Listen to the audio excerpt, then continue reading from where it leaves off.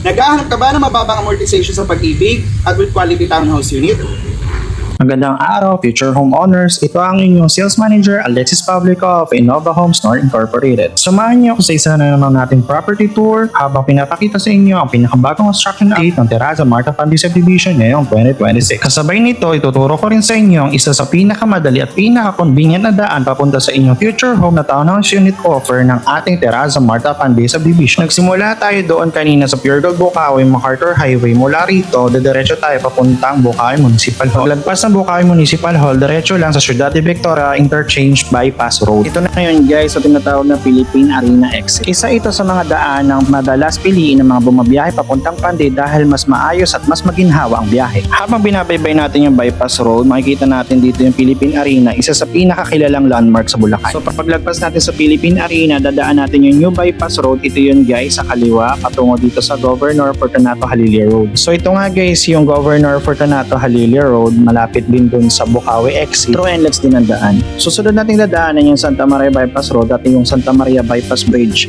na nagbibigay ng mas diretsong biyahe papuntang Pandi. Then makikita natin dito yung Walter Mart Santa Maria. Landmark ito pagdating sa Santa Maria Crossing. Ibig sabihin nun malapit na tayo sa ating destinasyon. Kakaliwa lang tayo sa Santa Maria Crossing tapos papunta na tayo dito sa Barangay Mapunan Lupa, Pandi, Bulacan. Yung means of transportation natin dito para sa tricycle at saka jeep, meron din tayong P2P bus papunta dito sa ating Terraza Marta Pandi Subdivision na in-offer. Kung luluwas naman kayo ng Manila, ang drop point nun ay sa Vertis North, Trinoma, SM North at Monumento. And guys, pansinin nyo, along main road lang ating subdivision offer. Welcome to Terraza Marta Pandi Subdivision, your future home as we're living the dreams of every Filipino family. So ito na nga ating future homeowners. Samahan nyo ako, tignan natin ang pinakabagong construction update at patuloy na development ng Terraza Marta Pandi Subdivision ngayong 2026. Kasabay din nito, pinapakita ko sa inyo ang pagkakataon na magkaroon ng sariling townhouse unit sa Terraza Marta Pandi Subdivision through Pag-ibig Financing. Tara at simulan na natin ang site update ng ating virtual tripping.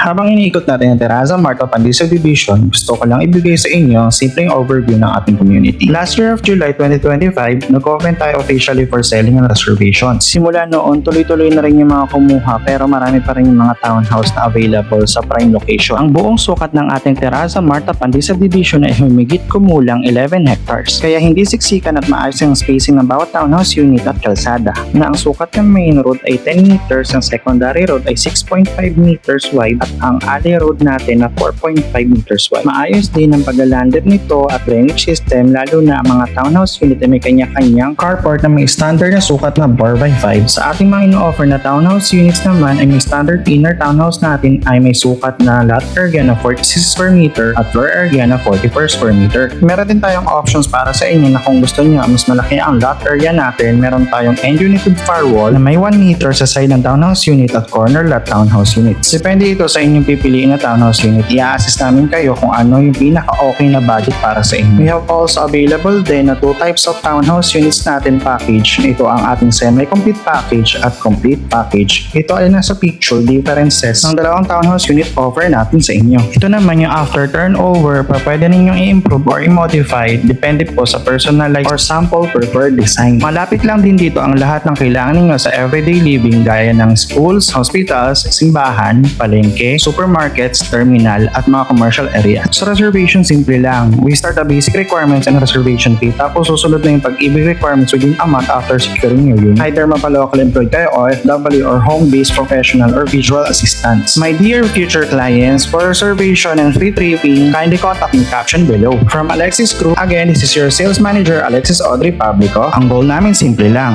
living the dream house of every Filipino family. Dahil dito, hindi lang bayang binubuo namin. We build homes, we build future. Ano pang hinihintay nyo? Reserve na! See you next video guys!